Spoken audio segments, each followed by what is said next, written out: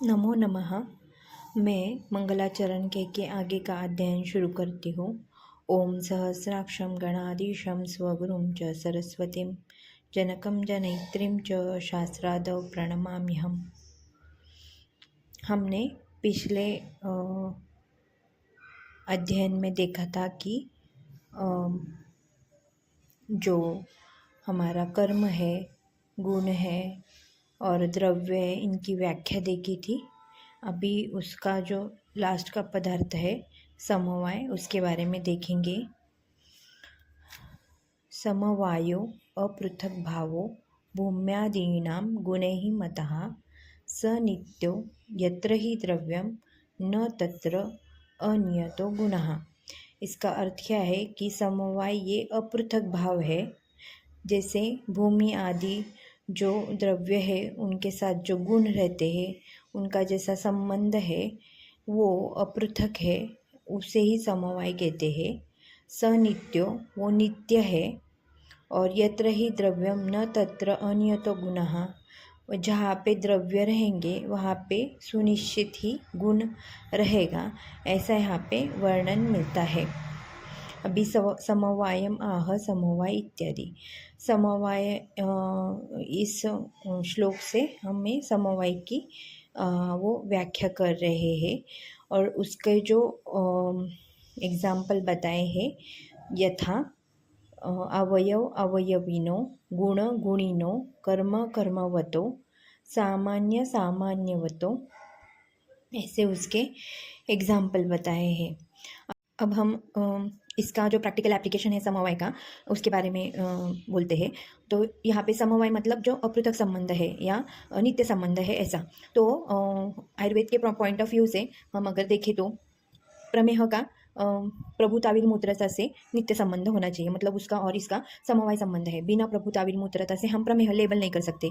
वैसे ही संताप के बिना हम ज्वर लेबल नहीं कर सकते। ज्वर और संताप का समवाय संबंध है। और वैसे ही अतिसार अतिद्रव मल प्रवृत्ति उसमें होनी चाहिए, तो उसका समवाय संबंध है। उसके सिवाय हम उसे निदान ये निदान नहीं होने हो मतलब नहीं निदान नहीं कर सकते।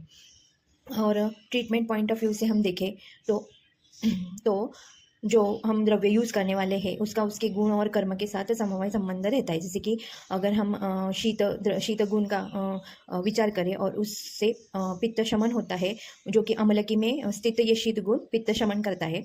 अम्लकी का जो शीत गुण है और पित्त शमन का जो कार्य है वो उसका समवाय संबंध है। वैसे ही जो मदन फल का समवाय संबंध उसके वमन कर्म से है।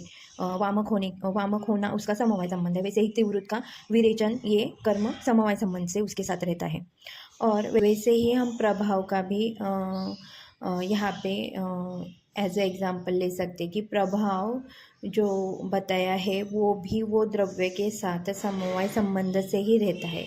अगर उसका प्रभाव बताया है तो उसका और उस द्रव्य के साथ समवाय संबंध है। तो ये इसका हो गया प्रैक्टिकल एप्लीकेशन समवाय का।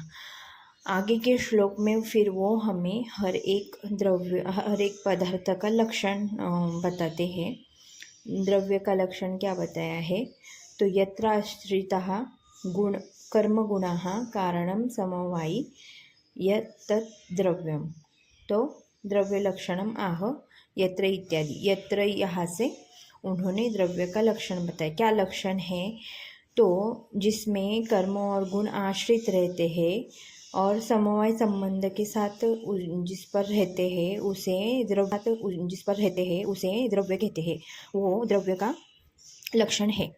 आगे फिर गुण का, अब आगे वो गुण का लक्षण बताते हैं। समवायी तु निचेष्ट कारणम गुणः गुण लक्षणम आह समवाय इत्यादि। अभी समवाय इत्यादि से क्या बता रहे हैं, गुण का लक्षण बता रहे हैं। समवायी तु निचेष्ट कारणम गुणः, मतलब द्रव्य के साथ जो समवाय संबंध से रहता है, मतलब अपृथक संबंध से रहता है, और जो निचेष्ट है मतलब उसमें क्रिया नहीं है, ऐसा जो कारण है उसे गुण कहा है। ये गुण का लक्षण है। आगे वो कर्म का लक्षण बताते हैं आगे के श्लोक में।